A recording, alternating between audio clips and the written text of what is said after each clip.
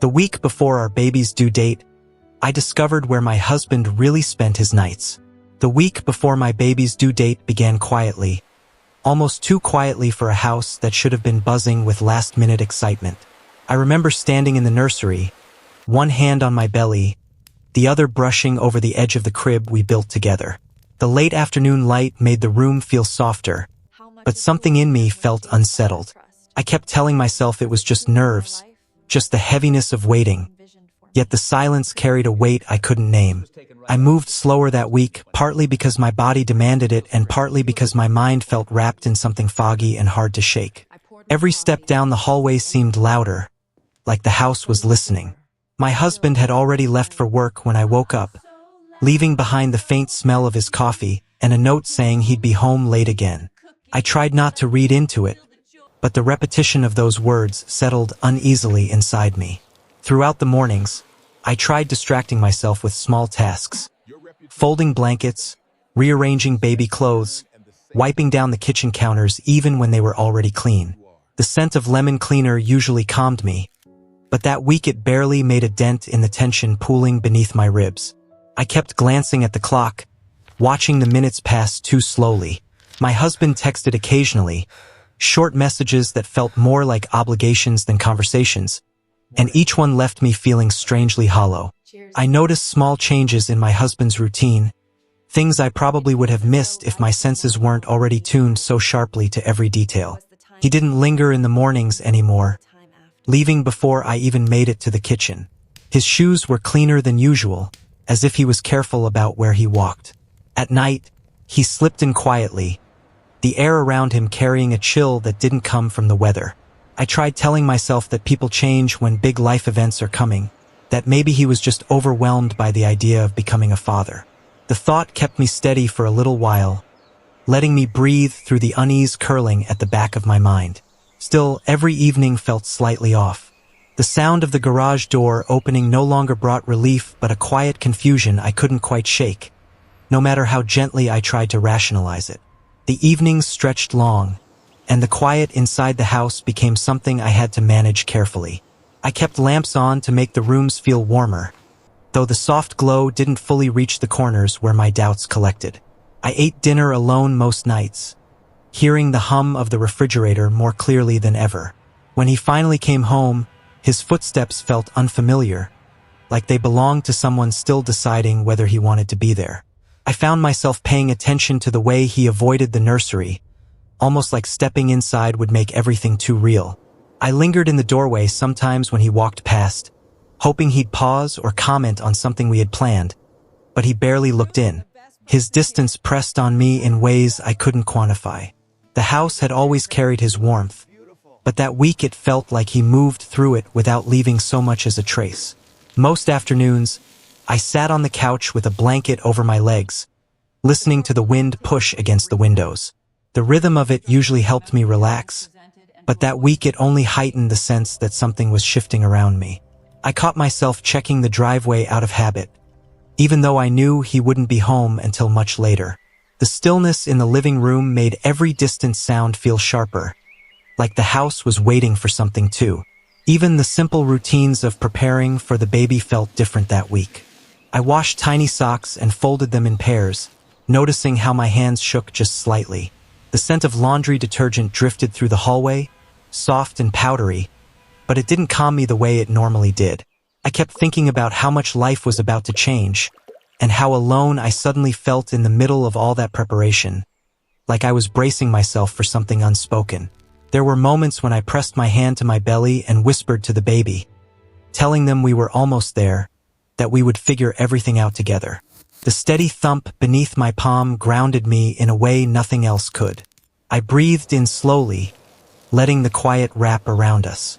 Even though the week felt heavier than I expected, I held on to pockets of calm wherever I could find them. The closer I got to my due date, the more the house felt like a stage where I was performing calmness I didn't actually feel. I woke up each morning telling myself everything was fine, that every couple went through strange phases before a baby arrived. But the truth settled somewhere deep in my chest, a quiet throb that pulsed every time I caught myself listening for footsteps that never came. I tried to hold onto the warmth of the life we were supposed to be building, even as doubt kept threading through the edges of my thoughts. Some days I moved through the house slowly, dragging my fingers along the walls the way I used to when I felt grounded and safe. The paint felt colder than usual, almost like the house itself was absorbing whatever was changing between us. The hallways seemed longer, the rooms quieter, and the late morning sunlight didn't carry the same soft comfort it once had. I found myself missing things I never thought I'd need to miss, like the small routines we once had, the mornings with shared coffee, the evenings spent talking about baby names. I noticed my husband had started speaking to me in shorter sentences, clipped and rushed, as if every conversation was something he wanted to escape.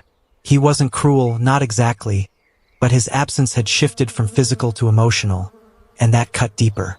When he touched me, his hand lingered only long enough to acknowledge the gesture, then fell away quickly. I tried telling myself it was stress, that he was overwhelmed, but the explanations sounded thin even in my own head. There were moments when I wondered whether I was expecting too much. I'd sit on the edge of the bed and listen to my own breathing, steady and slow, and question whether I was simply reading into things because pregnancy had made me more sensitive. Everyone had warned me about hormones, about feeling overly emotional, about crying over commercials or getting anxious about nothing. And I believed them at first, but what I felt wasn't sudden or irrational. It was the gradual tightening of a rope around my trust. Every night, when he left again with the same tired explanation about work running late, something inside me twisted a little more.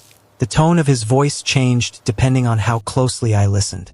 There was a practiced smoothness to his excuses, a softness meant to reassure me, but underneath it there was an edge, something slightly rushed, slightly distracted, slightly too confident.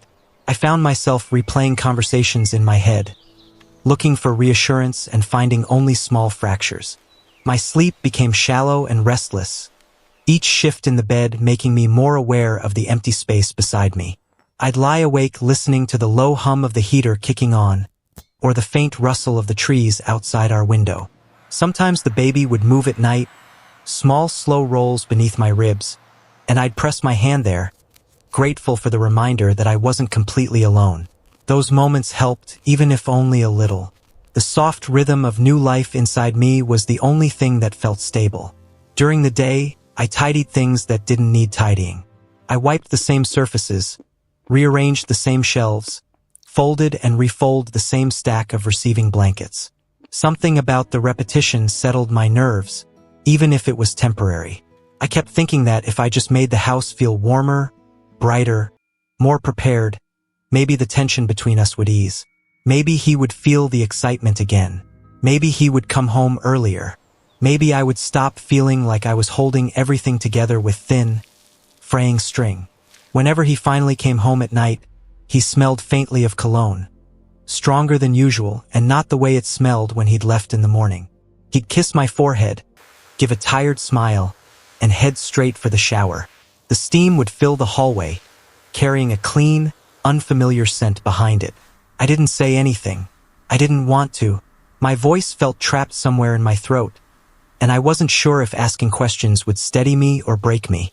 I caught myself watching him more closely, the way he avoided meeting my eyes, the way he kept his phone angled away from me, the way he stood just a little farther from me than before, as if proximity might reveal something he wasn't ready to explain. I became hyper-aware of these shifts, each one landing somewhere heavy in the center of my chest. Some evenings, I'd sit in the nursery with the small lamp on, bathing the room in warm amber light. I ran my fingers over the soft fabric of baby clothes, inhaled the powdery scent of freshly washed blankets, and whispered quiet reassurances into the stillness. The rocking chair creaked gently when I leaned back, and for a moment it felt like the world paused around me. In those moments, I imagined the life I wanted with the baby. A life steady, loving, safe. I held onto that image as tightly as I could. Yet beneath all the gentle motions and whispered hopes, a quiet ache lingered. It wasn't sharp, not yet. It was the kind of ache that grew slowly, filling the spaces that used to be held together by trust. I tried to accept that some weeks before a baby's arrival might simply be hard, that not every expectant parent knows how to manage the pressure. But the feeling stayed with me, subtle but constant, like the low rumble of distant thunder waiting for its moment to break. I didn't realize how early the warning signs had started until I began thinking back over the last several months. It was like replaying a movie I had already watched but somehow missed all the important scenes the first time. There were moments that seemed harmless back then, moments I brushed off because I wanted everything to feel normal. But looking back, they didn't feel harmless anymore. They felt like small cracks forming long before I ever noticed the damage. One of the first changes happened early in my pregnancy, when he suddenly became careful, almost too careful, with his phone. He used to leave it on the kitchen counter or toss it onto the couch without a second thought. Then one day he started keeping it in his pocket at all times, even while we were just watching TV together. I remember asking if everything was okay at work, and he gave me a simple, "Yeah," without meeting my eyes. At the time, I didn't think much of it. Now, that memory sits in my chest like a weight. The next shift was subtle enough that I convinced myself I imagined it.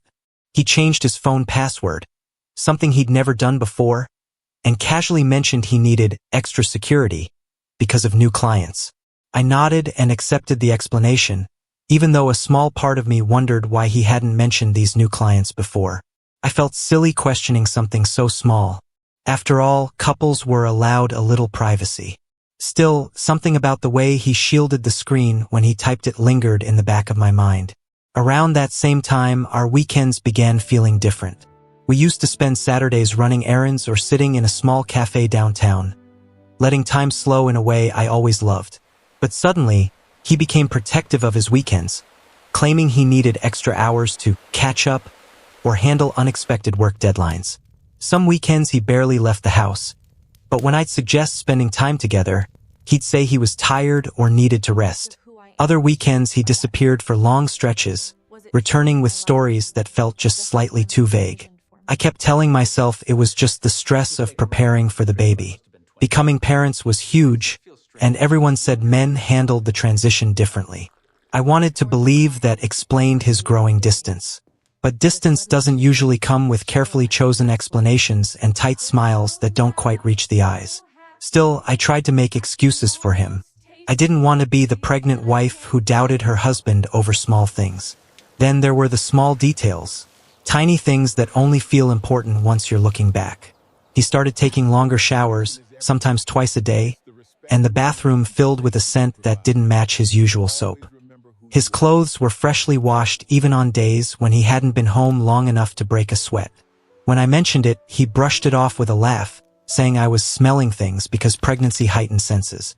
I laughed with him, even though a knot formed low in my stomach. There were also the nights he seemed distracted during dinner. I talk about something the baby had done, another strange kick or how it felt when they shifted, and he'd nod without really hearing me. His eyes would slide toward the doorway as if he expected someone to walk through it. His fork moved slower, his posture stiffer, his mind clearly somewhere else. The silence between us stretched longer each evening, thin and fragile like a thread pulled too tight. I remember one evening when I asked him if he was scared about becoming a dad. It was meant to be a gentle question, an opening for him to share whatever was weighing him down. He gave me a short, tight smile and said everything was fine, but I saw the way his jaw clenched. He changed the subject quickly, focusing on the dishes or the mail or anything that wasn't the two of us sitting there with too much space between us. I let it go, convincing myself he just needed time to process everything. Friends and family noticed small shifts too, though no one said anything outright. My sister once commented that he seemed a little off, but I laughed. I held on to the idea. I didn't want to admit that I felt it too, that relationships changed when life got big and complicated. I thought I was being understanding. Maybe I thought understanding him meant loving him better. Looking back, those early signs weren't loud or dramatic. They were quiet, easy to dismiss, easy to fold into the busyness of preparing for the baby. But they settled inside me, layer by layer, in ways I didn't fully recognize. And even though I didn't want to see it then, something had already begun to shift between us. Something small but undeniable, like the first faint tremor before the ground finally moves. Looking back, the shift in his behavior started long before I was willing to acknowledge it, but it wasn't until the middle of my second trimester that the warning signs became harder to dismiss. That was when he began coming home later than usual, offering explanations that felt slightly rehearsed. He'd walk through the door with a tired smile, his keys jingling softly in his hand, and insist that work had been overwhelming. At first, I accepted it without question. I wanted to believe him. I wanted our life to stay simple, safe, predictable. But small details kept catching my attention in ways I couldn't ignore. One of the earliest signs was the change in his energy when he stepped into the house. He used to come home and immediately relax, shoulders dropping, voice softening, presence warm. Then, gradually, he began entering with a different sort of tension, like he was carrying something heavy he didn't want me to see. He moved more quietly, almost cautiously, as if trying not to disturb the air around him. I started watching him more closely, paying attention to the way he avoided looking directly at me whenever I asked how his day had been. Around that time, he also started keeping a small overnight bag in his car. He said it was for emergencies, that sometimes work ran late and it didn't make sense to drive home just to sleep for a few hours before going back. I remember nodding, pretending the explanation made sense, even though it didn't. His job wasn't the type that required long nights or unpredictable hours. Still, I wanted to be the supportive wife, the one who didn't question every small shift. I told myself not to overthink it, but the bag became something I thought about often, especially on nights when he said he had to stay late again. Even small conversations began to feel different. There were moments when I'd reach for him, just a light touch on his arm or shoulder, and he'd flinch almost imperceptibly before relaxing into it. I didn't understand it at the time. I told myself he was stressed, exhausted, overwhelmed by the idea of becoming a father. But the way he pulled away left a quiet ache in my chest. I began noticing how quickly he changed the subject whenever I mentioned anything about the baby or the future. It was subtle, but unmistakable. A shift from shared excitement to something quieter, more distant. Then there was the night I found a receipt tucked inside his jacket pocket. It was from a restaurant I'd never heard him mention, a place downtown we'd never gone to together. The timestamp showed it was from a night he claimed to have stayed late at work. I held the small slip of paper in my hand, staring at the total and the signature, trying to make sense of it. When I asked him about it the next day, he told me he'd grabbed dinner with coworkers after a long meeting. He said it so casually, so smoothly, that I almost believed him. But something in his eyes flickered, just for a moment, and that flicker planted itself deep inside me. Not long after that, he began taking more calls outside. He'd hear his phone buzz, glance at the screen, and step onto the porch or into the garage. His voice would drop lower, softer, the tone too intimate for work. When he returned, he'd clear his throat before walking back inside, as if adjusting himself back into the role he was supposed to play. Every time it happened, I told myself not to jump to conclusions. People had private conversations sometimes. It didn't have to mean anything, but the frequency of those calls grew, and each one left me feeling slightly more unsettled.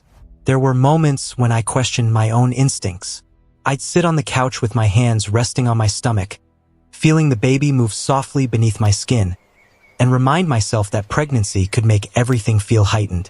I didn't want to be the woman who doubted her husband, who suspected betrayal where there was none. I tried grounding myself in routines, washing tiny clothes, organizing drawers, adjusting blankets in the crib, but the unease lingered, quiet but constant. One evening, I noticed something else. He began dressing differently. He put more effort into his appearance on days he claimed would be simple, quiet work days. His shirts were ironed. His cologne was stronger. His hair was styled more neatly than usual. I remember watching him tie his shoes one morning, the way he checked his reflection twice before leaving. He smiled at me, but the smile didn't feel like the ones he used to give. It felt like a placeholder, something used to fill space rather than express anything real. The changes came slowly, so slowly that I didn't have a single moment where I could say everything shifted. Instead, it happened in small pieces. Tiny observations, brief hesitations, quiet inconsistencies that accumulated like dust settling on every surface of our life. I kept trying to brush them away, to pretend nothing was wrong. But deep down, something in me recognized what I wasn't ready to admit. The foundation beneath us wasn't as steady as I thought. I could feel it in the air between us, in the quiet corners of our home, in the hollowed-out feeling that followed his late nights. And though I didn't have proof yet, the truth was already beginning to take shape inside me, slow and uninvited. Like a shadow I couldn't escape, the house felt strangely quiet the next morning, as if it had taken in everything I'd learned and was holding its breath beside me. I sat at the kitchen table with a cup of tea I didn't really want, watching the steam rise in slow curls. The warmth against my palms grounded me, but it didn't soften the heaviness in my chest. I kept hearing the soft hum of the refrigerator, a sound I normally ignored, but now it filled the silence between my thoughts. Every small noise felt amplified, like my senses were trying to catch something familiar in a world that no longer looked the same. I rubbed my thumb against the edge of the cup, letting the ceramic sting the skin just enough to keep me present. I wanted to reach for my phone and scroll through the messages he'd sent me the night before, pretending he was working late, but I couldn't bring myself to touch the device. It sat on the table like an object charged with electricity, holding a version of reality that didn't match the one I now knew. I kept it face down, afraid to look at the lies framed in little gray bubbles. My breathing felt shallow, like my body was trying to make itself smaller. I leaned back in the chair and let my hand rest on my stomach, feeling the subtle stretch of skin beneath my fingers. The baby shifted, a slow rolling movement that felt like a reminder of everything that still depended on me. It soothed me and saddened me in the same breath. I told myself I needed to stay calm for the sake of the life growing inside me. But calm wasn't coming naturally. It felt like I was wearing someone else's skin, moving through motions that didn't belong to me. Even stirring sugar into my tea felt foreign, like I was watching another woman pretend everything was still normal. The morning light filtered through the blinds, creating thin stripes across the table. I traced one line with my eyes, following it to where it fell across a stack of folded baby clothes I had set out the night before. They looked so small and hopeful. I reached out and brushed my fingers over the soft fabric, feeling the promise stitched into every seam. I tried to focus on the gentle texture beneath my fingertips, but memories from last night kept sliding in. The sound of his voice in the background, the faint laugh I'd never heard from him before, the silence when I asked where he'd been. It all lingered like a bruise under the surface. I inhaled slowly and let my hand drop back to my lap, trying not to let the images take over. I stood up because sitting felt too confining. My body needed movement, something steady to counter the churn in my mind. I walked to the window and pushed the curtain aside, letting a wash of outdoor air seep through the glass. Carried a faint chill, and it made my skin prickle. I watched a neighbor walk their dog, moving with an ease I envied. The dog tugged playfully on the leash, completely unaware of human complexities, and I found myself wishing I could borrow that simplicity. Just for a moment, just long enough to breathe without my thoughts tightening around me. I rested my forehead against the cool window pane and closed my eyes, listening to the faint rustle of leaves outside. My phone buzzed on the table behind me, a sharp vibration that cut through the quiet like a warning bell. My shoulders tensed instinctively. I waited for it to stop before I turned around, but I didn't pick it up. I didn't want his name lighting up the screen. I didn't want another excuse typed out in careful sentences. Instead, I walked past the table and into the living room, my steps slow and deliberate. The floor creaked under my weight, a soft groan that matched the heaviness inside me. I sat on the edge of the couch and ran my hand over the fabric, feeling the familiar weave beneath my palm. It grounded me more than the tea had. I took another deep breath and let it out through my nose, feeling the air warm my upper lip. The baby moved again, a little kick this time, and I placed my hand over the spot where it landed. The tiny push pulsed against me, steady and sure. It brought a small ache to my chest, but also a steadiness I desperately needed. I whispered a quiet promise under my breath, not about decisions or plans, but about staying present in this moment, about letting myself feel everything without rushing through it. I didn't have to solve anything right now. I only had to breathe, sit with my truth, and acknowledge the life fluttering beneath my hand. The room felt softer as I settled into that thought, Not peaceful exactly, but less jagged. I leaned back into the couch and let my eyes drift across the ceiling, following the faint shadows cast by the morning light. The baby shifted again, and I let the sensation pull me back into my body. For a moment, that was enough. The first time I checked his location, it felt like stepping off a cliff without knowing how far the drop would be. My hands trembled as I unlocked his phone, something I never imagined I would do. The screen glowed in the dim light of our kitchen, illuminating his face in my memory, even though he wasn't in the room. I told myself I was doing it for certainty, for clarity, but the pit in my stomach told me I was about to uncover something I wasn't ready for. I opened the location app, my heart thumping louder with each tap. It felt wrong, invasive, yet necessary. I could see the little dot moving on the map, but it wasn't where he said he would be. My throat tightened, and I felt a hollow ache that spread from my chest down to my stomach. I stared at the address for a long moment, refusing to move, as though acknowledging it would make it real. The dot on the map stayed overnight at the same place, night after night, never moving as if it had claimed a permanent residence. My breath hitched as I realized this wasn't a random deviation, a late-night detour, or a misunderstanding. This was deliberate. Every day he had been somewhere else entirely. The sheer weight of that truth pressed down on me, heavier than any sleepless night I'd endured. I tried to reconcile the discrepancy. Maybe it was a glitch, a mistake. I refreshed the app, watched it update, and the dot stubbornly refused to lie. The address belonged to a house in another part of town, a residential area I barely recognized. Panic started to bubble up, but I forced myself to sit still, to think in the measured breaths I had practiced during my prenatal yoga. My mind began racing through the weeks, the months, connecting every small change, every late night, every vague explanation to this single revelation. All the pieces started fitting together with a precision I hadn't wanted to see. The casual smiles, the repeated excuses, the way he kept his phone close, all suddenly carried a weight they never should have had. I felt a mixture of shock and anger, a swell of betrayal that made my chest tighten and my stomach churn. I wanted to confront him immediately, to demand an explanation, but something inside me held back. I was 9 months pregnant, vulnerable, and already exhausted. I needed proof more than a moving dot on a map. I needed to know exactly what he had been hiding. The fear of being wrong clashed with the certainty I felt. That tension made it hard to breathe, made every heartbeat echo loudly in my ears. I sat in the living room, my hand resting on my belly, feeling the baby stir with tiny shifts beneath my palm. The juxtaposition of life and deception pressed into me with stark clarity. The baby was coming into a world I suddenly realized was not as secure as I had imagined. My vision blurred with the beginnings of tears, and I pressed a hand to my mouth, trying to hold back the sob that threatened to escape.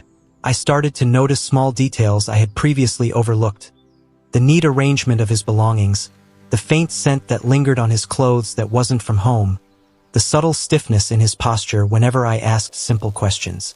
Each memory now carried a different weight, a secret I hadn't realized I was uncovering piece by piece. It was like retracing a path in the dark, only now the shadows revealed shapes I hadn't wanted to see. I reminded myself to stay calm, to focus on facts rather than emotions, but the rational part of me was slipping under waves of betrayal.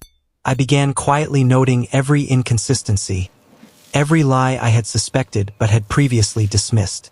I made a mental timeline, tracing his steps, recalling evenings when I had felt a strange absence despite his presence.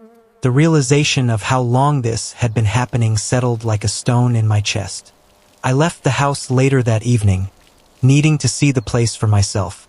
Driving alone, every red light made my heart pound.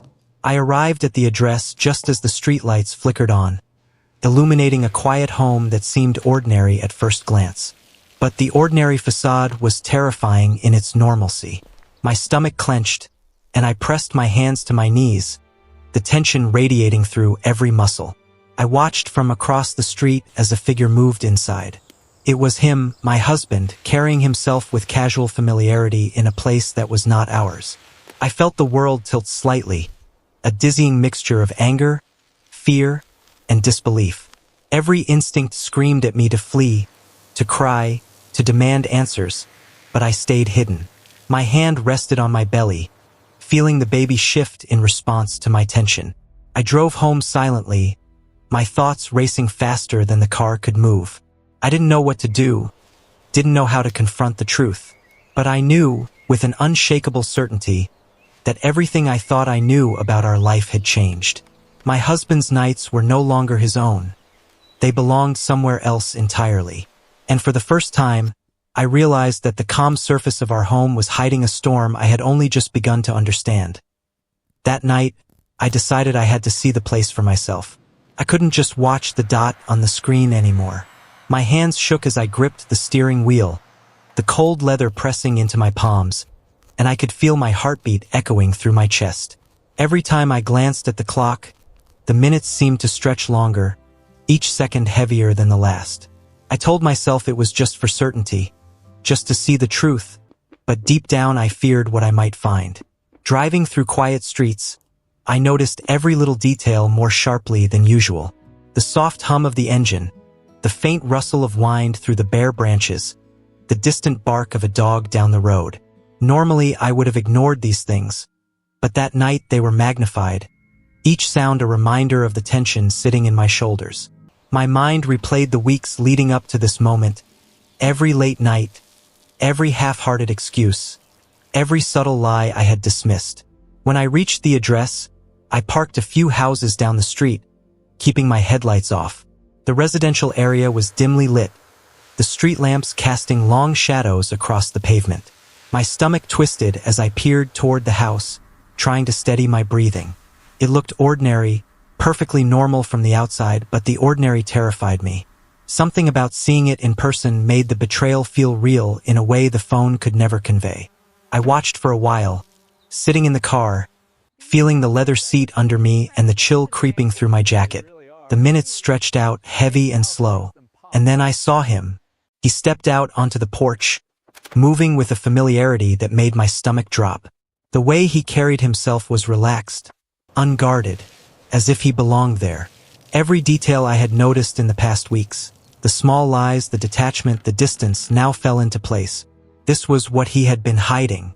I stayed hidden, holding my breath, feeling a mix of anger and disbelief rising with every passing moment.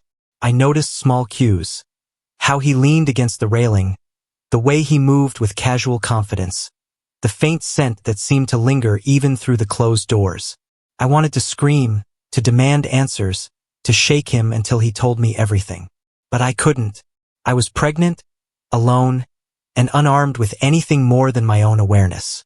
After what felt like hours but was probably only minutes, I saw someone else appear inside. I couldn't make out every detail, but it confirmed everything I feared. There was a presence in that house that did not belong to our life, our home, our baby. My heart thudded painfully, a relentless drum that seemed to synchronize with the baby's movements inside me. I placed a hand on my stomach instinctively, feeling the tiny kicks against my palm. It was a reminder that no matter what, I had someone to protect, someone who depended on me. I sat in the car a little longer, trying to collect my thoughts.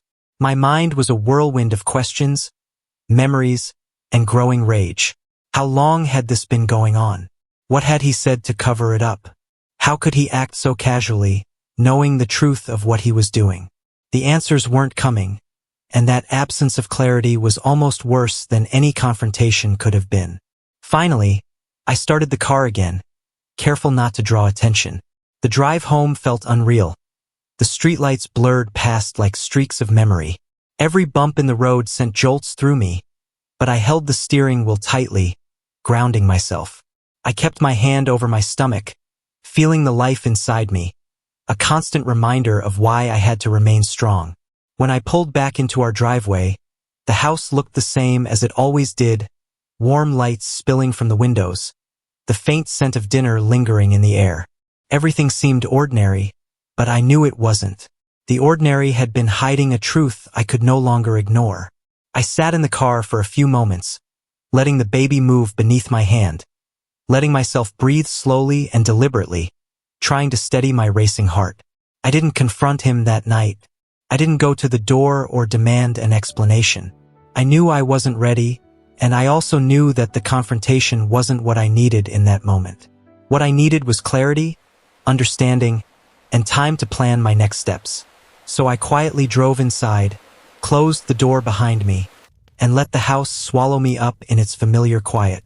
The betrayal was real, but for now, I held onto the steady rhythm of my baby moving beneath my hand. It was small, but it was enough to keep me grounded as the weight of everything else settled over me like a storm waiting to break. Over the next few days, I became obsessed with piecing together the pattern of his nights away. I couldn't stop thinking about the house I had seen from across the street, the way he moved inside it like it belonged to him. Every small detail I had ignored in the past. The extra showers, the sudden care with his phone, the faint, unfamiliar scent of cologne, suddenly made sense. It wasn't just a phase. It was deliberate. Every night he had been living a life without me knowing it. I started quietly tracking his movements. I didn't want to confront him yet. I wanted facts, not guesses. I kept notes in a small notebook hidden in my bedside table. Each entry contained times, patterns, and observations. Which nights he left, how long he was gone, and the small inconsistencies in his explanations. With each page, I felt my anger grow, tempered by a strange, cold clarity.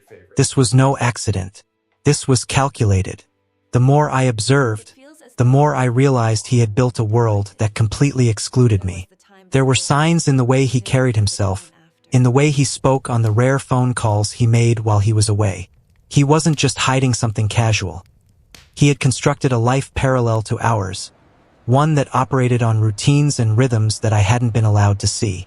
It was methodical, precise, and terrifying. Every small cue I had once dismissed as normal now carried meaning. The hurried breakfasts, the diverted glances, the quiet sighs, all pieces of a puzzle I hadn't known existed. I began to feel the weight of betrayal settle into my bones. It wasn't just about infidelity. It was the knowledge that he had been living in secrecy, treating our shared life as a facade. I had counted on him for everything: emotional support, partnership, protection. And yet he had been absent in ways I hadn't fully realized. I found myself replaying memories in my head, looking for clues I had missed. The late-night meetings that were always urgent, the sudden trips to run errands, the vague excuses about work stress. I began to see a pattern emerging, one that painted a life of duplicity he had carefully shielded from me. The anger and heartbreak mingled with a strange sense of awe at how meticulously he had hidden everything. It was both infuriating and surreal. The emotional toll was heavy. Each observation felt like a small betrayal on top of the last. I caught myself holding my breath whenever he walked through the door, my stomach tightening with anticipation or dread. My mind constantly evaluated his actions, searching for subtle signs that might reveal more of the truth. Even simple moments, like him making coffee or adjusting his jacket, became loaded with significance. I couldn't look at him without calculating what he might be hiding. At night, I would sit in the nursery, the soft lamp casting a warm glow across the walls. I watched the tiny clothes I had folded, the blankets I had arranged, and felt a strange mix of sorrow and resolve. My baby was coming into a world that suddenly felt fragile, and I knew I had to protect them. The realization strengthened me in ways I hadn't expected. I wasn't just uncovering his secrets. I was discovering my own resilience, the ability to face a truth that threatened to shatter everything. I also began noticing the subtle ways he had let parts of his other life leak into ours. A faint scent on his jacket, a stray receipt tucked into his wallet, a word muttered under his breath that didn't belong to our home. Each clue added to the picture of the hidden life he had built without me. It was methodical, carefully maintained, and designed to go unnoticed until I was forced to see it. The meticulousness of it left me stunned. By the end of the week, I realized something crucial. The betrayal was not random or impulsive. It was sustained, deliberate, and intentional. He had managed to live between two worlds, and I had been kept completely in the dark. That clarity gave me a strange sense of control. I now knew what I was dealing with. I could feel the anger simmer beneath the surface, steady and controlled. I could plan my next steps without panic, only purpose. I spent hours just sitting quietly, watching the patterns emerge, feeling the baby shift beneath my hand. I let the rhythm of life inside me ground me as I pieced together the reality of his nights away. The betrayal was complete, but I wasn't helpless. I could see the hidden life he had built, and that knowledge was my first step toward reclaiming control. It didn't make the pain go away, but it gave me something tangible to hold on to. For the first time, I understood the full scope of what he had done. He had built a life without me, a secret existence that ran parallel to ours. And while the realization left a hollow ache in my chest, it also sparked the determination I would need to face him. I pressed a hand to my stomach, feeling the baby shift in response, and allowed myself a small, quiet breath. Even in the midst of betrayal, there was a pulse of strength, a reminder that I wasn't powerless, that I could see, understand, and eventually act. The following week, the tension in our home became almost unbearable. I couldn't stop noticing the way he moved through rooms, the faint hum of his footsteps, the soft creak of doors opening and closing.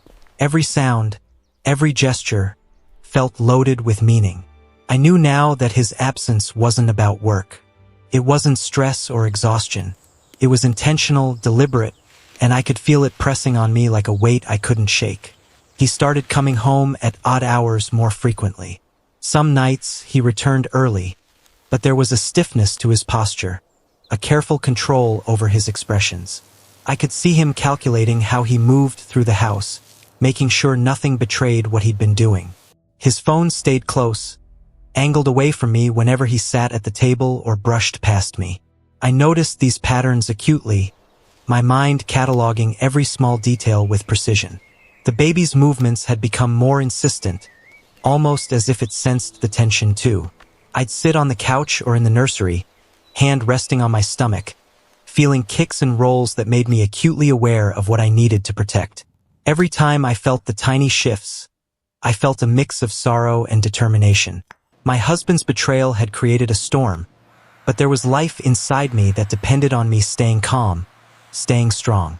Late one evening, I heard his keys in the door, but the way he moved felt different. Not hurried, not casual, but deliberate, measured. He didn't come straight to me. He paused in the hallway, glanced around as if checking for something. That pause, subtle as it was, set off a cascade of anxiety inside me. I knew instinctively that there were truths he hadn't revealed. I felt a cold knot in my stomach, one that tightened with every step he took through the house. I began noticing more contradictions in what he said. Small, almost imperceptible inconsistencies about where he'd been, what he had done, and when he had done it. I started making mental notes. The night he said he'd been at the office until 10 p.m., the time he claimed he stopped at a friend's house for a quick visit, and the nights he worked late but never offered details. Each lie stacked on the last, forming a structure of deceit that was almost impossible to ignore. I tried to keep my composure, but the emotional strain was intense. I would retreat to the nursery, run my hands over the folded blankets, and let the small, familiar textures ground me. I reminded myself that despite everything, my baby needed me calm, steady, and present. I had to hold on to that. Yet, the ache of betrayal pressed on me relentlessly. Every glance at him, every casual gesture, felt like a reminder of the life he had been hiding from me. I began noticing signs of his double life more clearly. The faint perfume that didn't belong to our home, the subtle stains on his shirts, the hurried calls outside that ended abruptly when I entered the room. These details had always existed, but now they were impossible to ignore.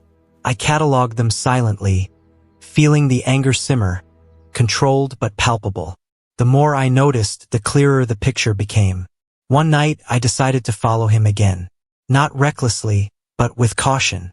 I watched as he slipped out the door, moving with the same casual confidence I had observed before. The streets were quiet, almost eerily so, the faint buzz of streetlights illuminating his path. I trailed him at a distance, heart pounding, aware of every turn he took, every shadow that flickered across the sidewalk. He arrived at the same house I had seen before, moving inside as if it were his own. I stayed hidden across the street, feeling a mixture of rage and disbelief. The realization that he had maintained this pattern for weeks, even months, settled over me like a storm cloud. Every calculated step, every lie, every small detail I had dismissed was now crystal clear. I was no longer guessing. I knew the truth, and it was heavier than I had imagined. Driving home afterward, I felt a mixture of exhaustion and determination. The betrayal was complete, undeniable, and it had shifted something inside me. I pressed a hand to my stomach, feeling the baby stir, a reminder that even in the midst of deception, I had life to protect. My mind began forming a plan, not one of confrontation or violence, but of careful observation, of quiet intelligence. The path forward would require patience and control, but for the first time, I felt the beginnings of empowerment. I returned to the house quietly, closing the door behind me, letting the familiar walls absorb my presence. I could still feel the weight of the betrayal, but I also felt a growing resolve. The storm outside had begun to reveal itself, but I was learning how to navigate it. The weeks ahead would be challenging, but I knew I wasn't powerless. I had clarity, and for the first time since discovering the truth, that clarity gave me a strange sense of strength. The days that followed became a careful exercise in observation and restraint. I couldn't confront him yet.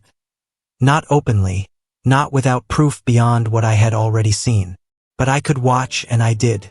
Every movement, every pattern, every small deviation from what he said was meticulously noted in my mind. I had a notebook now, hidden in my bedside drawer, filled with times, locations, and small observations.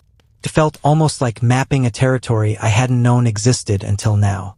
I noticed the subtle ways he tried to mask his routines. He would leave quietly, his footsteps careful and measured, as if even the smallest sound could betray him. His phone was always close, screen angled away, notifications silenced or deleted immediately. And yet, the patterns emerged. I could predict where he would go, roughly when he would leave, and how long he would be gone.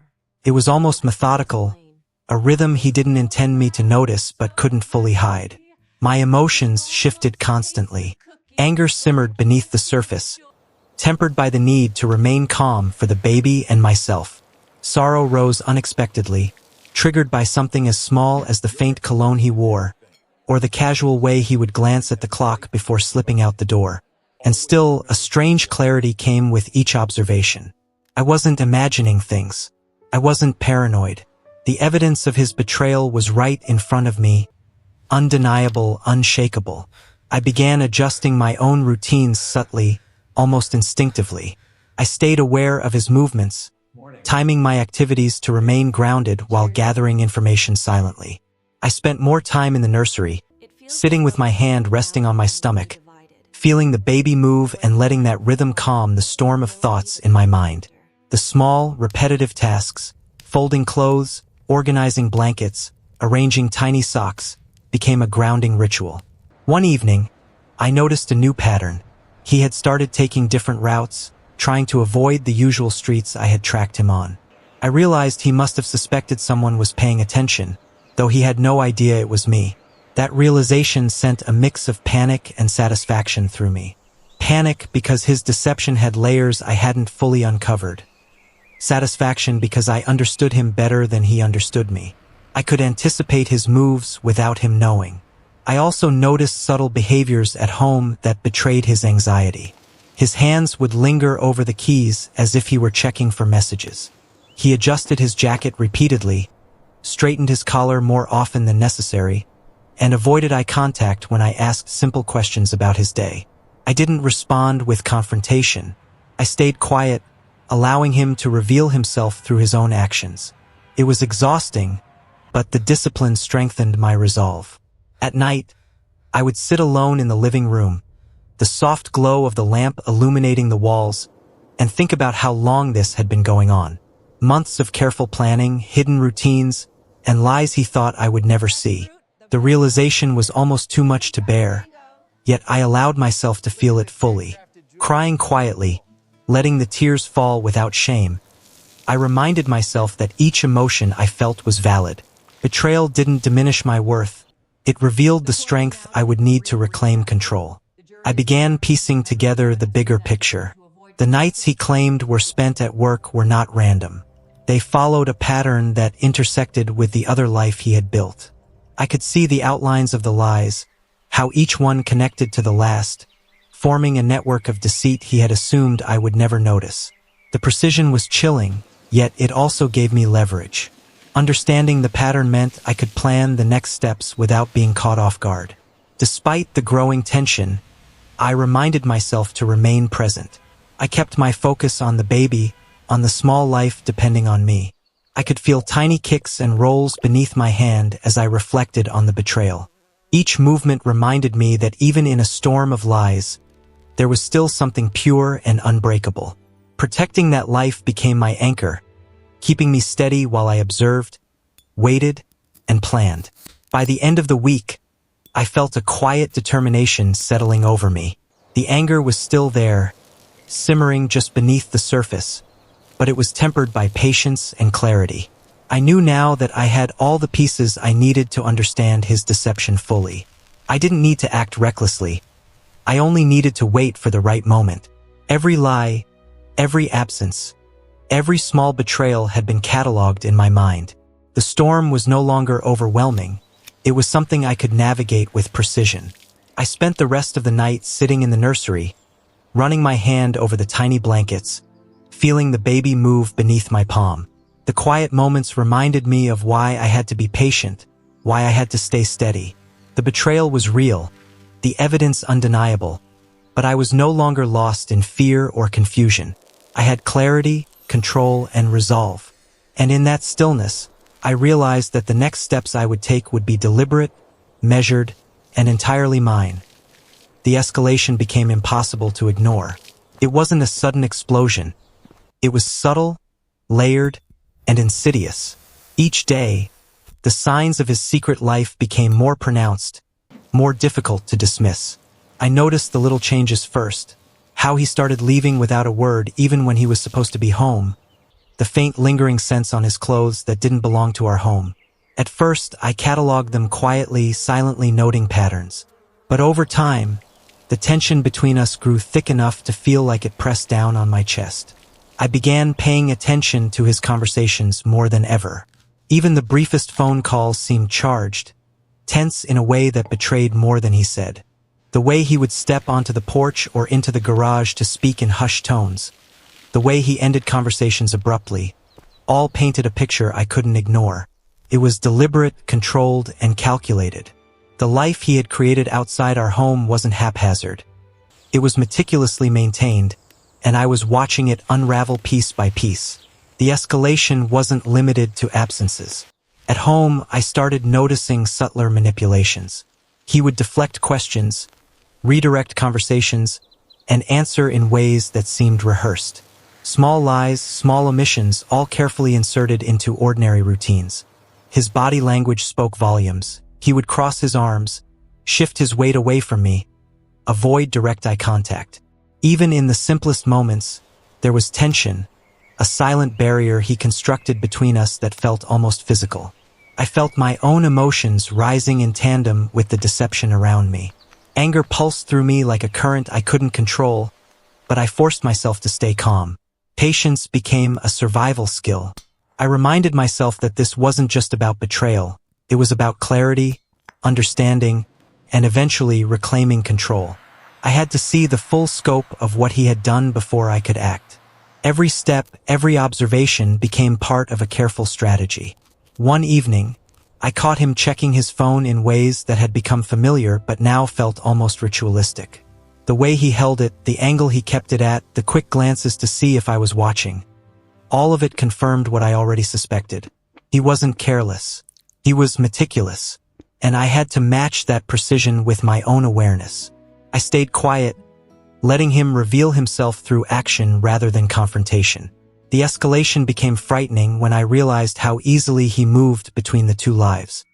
He had built a rhythm that was seamless, almost invisible, yet cracks began appearing under my scrutiny. I noticed receipts he forgot to hide, subtle changes in his scent, traces of interactions that didn't belong to our home. Every detail confirmed the reality I had suspected, and the weight of it pressed heavily on me. My stomach twisted every time I caught a glimpse of his distracted expression. Every time he left the house under vague pretenses. I became hyper-aware of my surroundings, noticing the smallest details. The way he parked the car, the times he stepped outside, the faint sounds of movement when I thought he was home alone. I was cataloging everything, every nuance, every pattern, until the evidence became undeniable. The picture of his betrayal was no longer a suspicion. It was a living, breathing reality that I had to navigate carefully. There were nights I spent sitting in the nursery, feeling the baby shift beneath my hand, letting the tiny movements ground me. The juxtaposition of life growing inside me and the deception around me was almost unbearable, but it reminded me why I had to stay composed. I couldn't let fear or anger dictate my actions. I had to act with patience, clarity, and strategy. The danger wasn't just emotional, it was relational. The person I trusted most had been living a hidden life, and the ramifications were enormous. Every action I took from this point forward had to be deliberate, careful. I couldn't allow impulsiveness to undermine the advantage I had gained by observing, tracking, and cataloging the truth. The stakes were higher than they had ever been, and I felt the responsibility to protect myself and my unborn child acutely. By the end of that week, I realized something crucial. The escalation wasn't slowing, and neither could I. My vigilance had to match his calculated secrecy. I had to prepare for confrontation, for understanding the full scope of what he had done, and for taking control of the life he had attempted to hide from me. The storm wasn't approaching. It was already here, and I had to navigate it with precision, patience, and resolve. Sitting alone in the quiet house, I pressed a hand to my belly and felt the baby's rhythmic movements, a pulse of life and reassurance amidst the chaos. The storm of betrayal surrounded me, but inside me was clarity, and clarity was a weapon in itself. I knew that in order to survive what was coming, I had to remain calm, watchful, and deliberate. The escalation had begun, and I was ready to meet it with calculated resolve.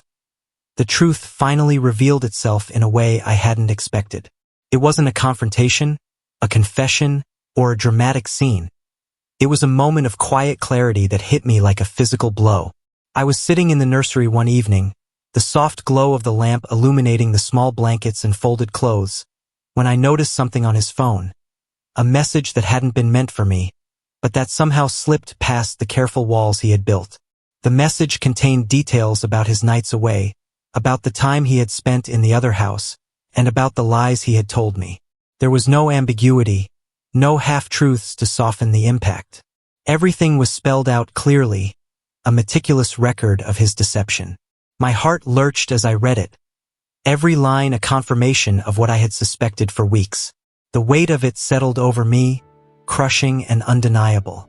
I sank into the chair, letting the tiny movements of my baby beneath my hand anchor me. I felt a wave of anger, betrayal, and grief all at once. The betrayal wasn't just about infidelity. It was about the deliberate, sustained effort to create a hidden life while I carried our child. He had built a world parallel to ours, and I had been kept entirely in the dark. The enormity of it made me feel dizzy, unsteady, and yet profoundly focused. Every memory of the last several months shifted in light of the revelation. The late nights, the vague explanations, the careful management of his phone, the subtle distractions. It all made sense now. He had been meticulous, calculated, and cruel in his consistency. I realized with a sinking certainty that nothing had been accidental, nothing had been small. Every small act had been deliberate, designed to maintain the illusion of normalcy while he lived another life. I replayed the moments in my mind, each one carrying a new weight. The times he had claimed to be at work, the dinners he had missed, the sudden changes in routine. All of it now fit into a single, undeniable picture. I felt a surge of grief for the trust one had placed in him, for the life we had planned together that had been compromised by his choices. And yet, beneath the grief, a strange clarity emerged. I understood the full scope of what had happened. I began quietly planning the next steps in my mind. Not in anger, not in a rush, but in precise, deliberate thought. I couldn't act impulsively. That would only give him more control. Instead, I focused on the facts, the evidence I had gathered, and the life growing inside me. I understood that my strength now came from patience, observation, and the careful collection of proof. Every lie he had told was cataloged in my mind, protecting myself and the baby while allowing the truth to guide my actions. The revelation also brought a strange sense of empowerment, channeled into knowing the truth meant rather than reckless strategically. I also noticed the subtle relief clarity in seeing the truth, and clarity gave me the ability to reclaim control in ways I hadn't anticipated. Anxiety and uncertainty like a heavy cloak. Now, while the betrayal was painful, it was no longer ambiguous. I could see it clearly, measure it, and respond to it in a controlled way. That clarity allowed me to breathe, to settle into the quiet determination that had begun to grow inside me. As I sat in the nursery, I pressed my hand to my belly, feeling the steady kicks beneath my palm. Each movement reminded me that my baby was coming into this world dependent on me, and that gave me purpose. The revelation had torn away the illusions of the life I had thought I shared with him, but it also reminded me that there was something real, tangible, and precious that I needed to protect. I thought about the weeks ahead, about the careful steps I would need to take to confront this deception fully and safely. I didn't need to rush. I didn't need to act before I was ready. The knowledge I now held was a powerful tool, one I could use to reclaim control of my life and protect my family. The revelation, while devastating, became the foundation for the plan I would quietly put into motion. By the time I stood and adjusted the tiny blanket in the crib, I felt a sense of resolve that had been absent for weeks. The truth had been revealed in all its stark, painful clarity, and I was no longer operating in uncertainty.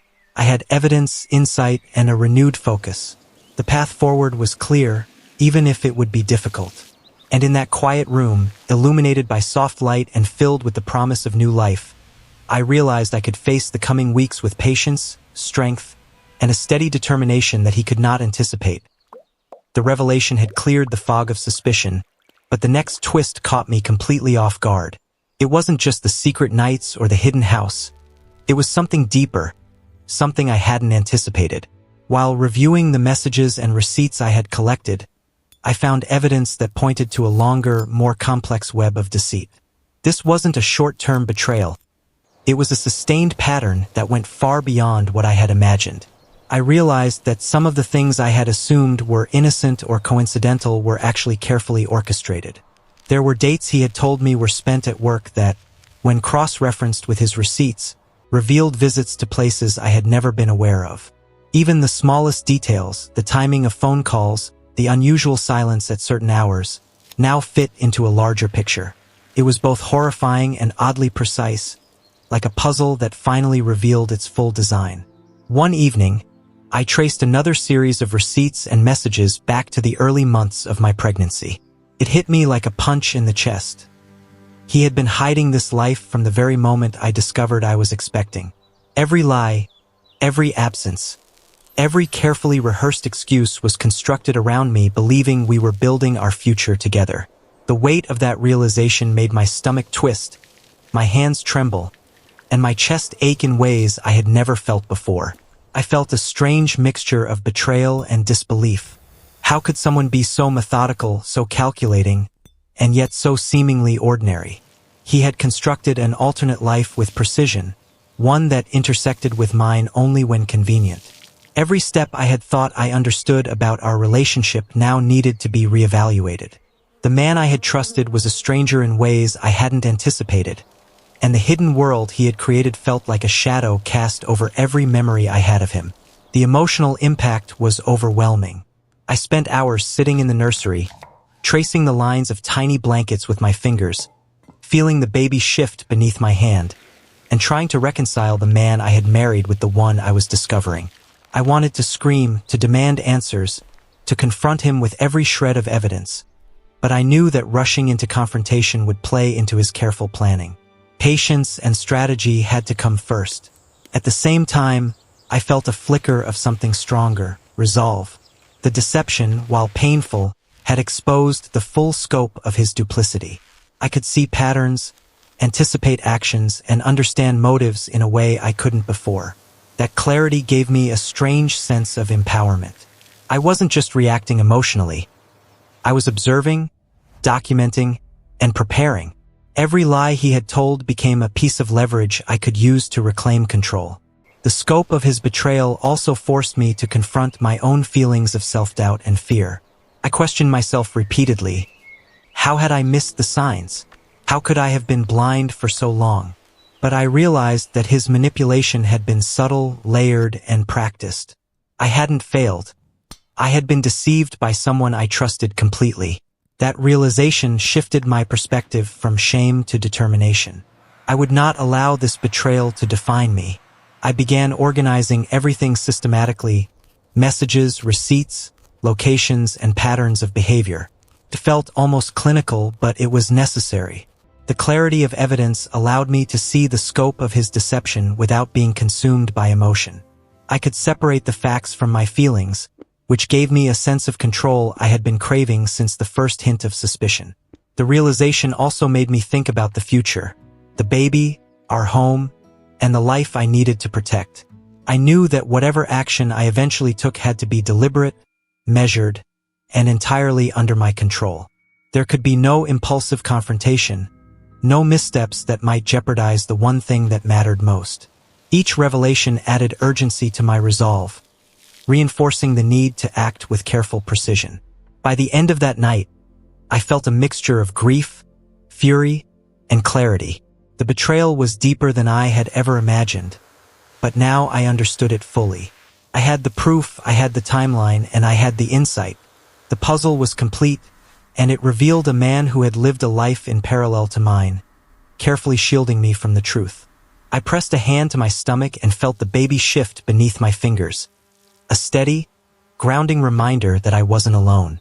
I whispered a quiet promise to protect this life, to navigate the storm ahead with strength, and to reclaim control in ways he could never anticipate.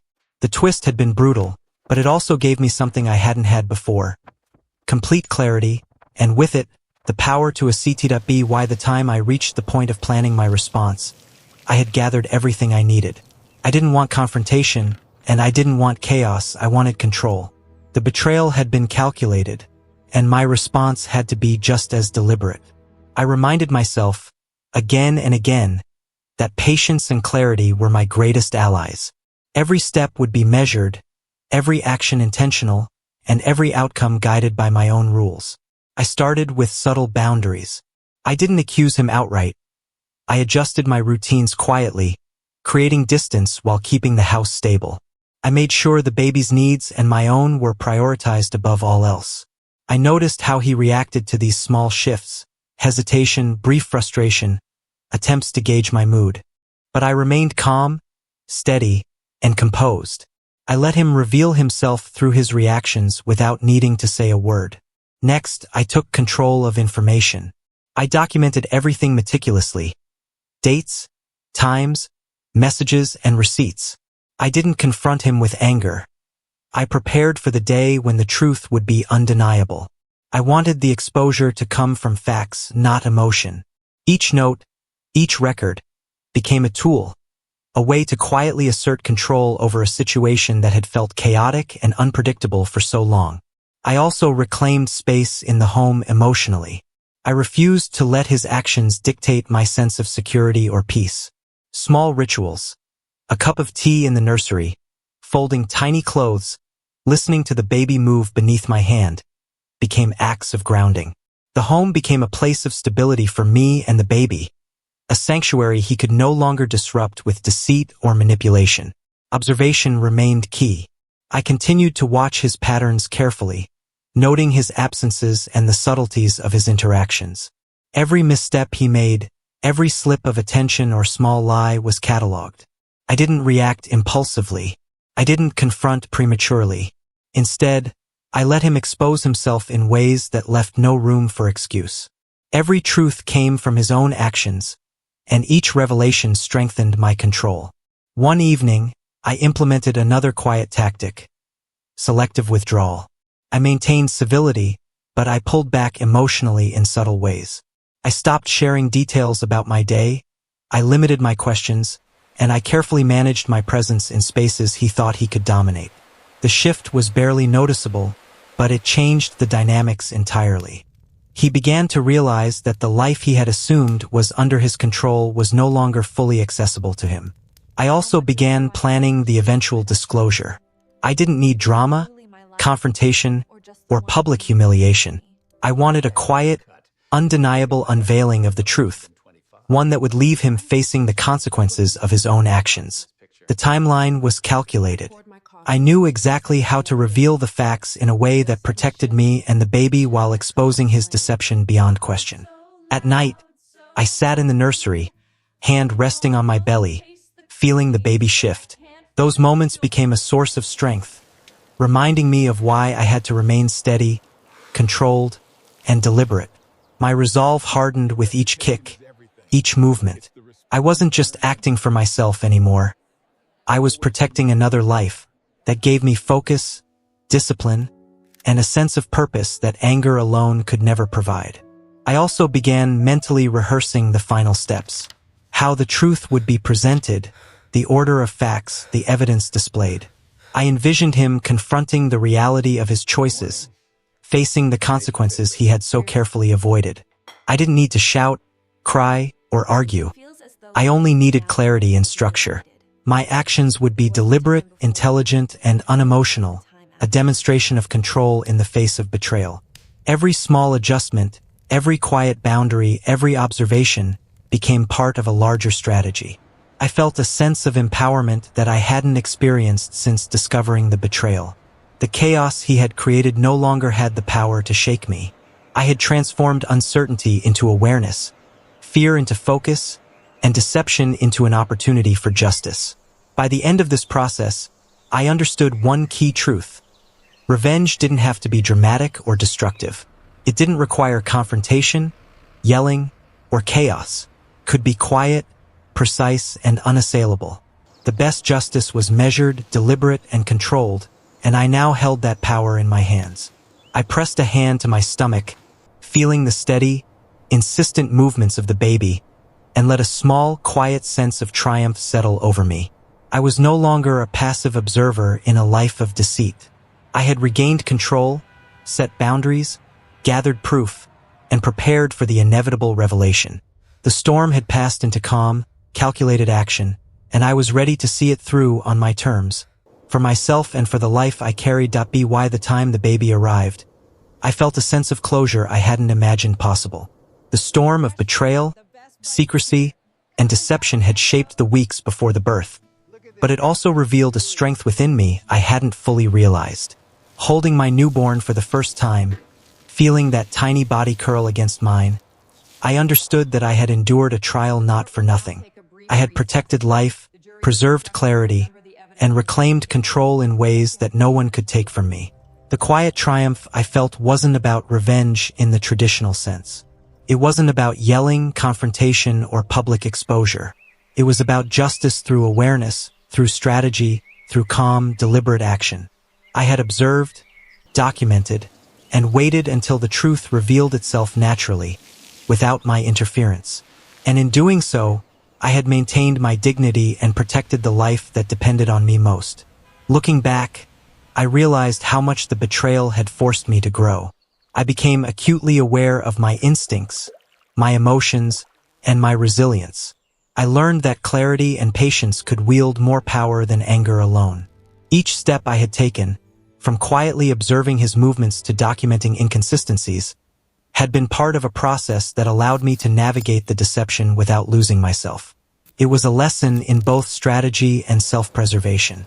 I also reflected on the relationship itself, the man I had trusted, the life I had assumed we shared, and the hidden truths that had threatened to dismantle it. I felt grief for what had been lost, the trust, the intimacy, the certainty of partnership. But I also felt a sense of liberation. The revelation freed me from illusions, from assumptions, from a life that had been partially constructed by lies. I could see the reality clearly, and that clarity gave me a foundation to rebuild upon, stronger and more deliberate. Raising my baby in the first weeks, I felt a profound sense of purpose. Every movement, Every small sound, every tiny reflex reminded me of why I had to remain grounded and composed. Protecting this new life became my priority, eclipsing the anger and betrayal that had once consumed me. The baby's existence anchored me, giving me strength to maintain boundaries, enforce discipline in my own life, and ensure that the past could not intrude upon our future. I also thought about forgiveness and resilience. I didn't need to forgive him yet or ever for my own peace, but I understood that revenge and justice weren't about his punishment. They were about reclaiming my own life, ensuring that I had the autonomy, clarity, and safety to thrive with the child I now held. That perspective shifted the weight of betrayal from a source of despair to a motivation for action and self-preservation. In practical terms, the boundaries I had set and the documentation I had maintained remained in place. I had quietly ensured that our lives could continue without further interference. His access to control over my home and the baby was limited. My vigilance ensured that any deception or intrusion would be immediately visible. The quiet revenge I had implemented wasn't dramatic.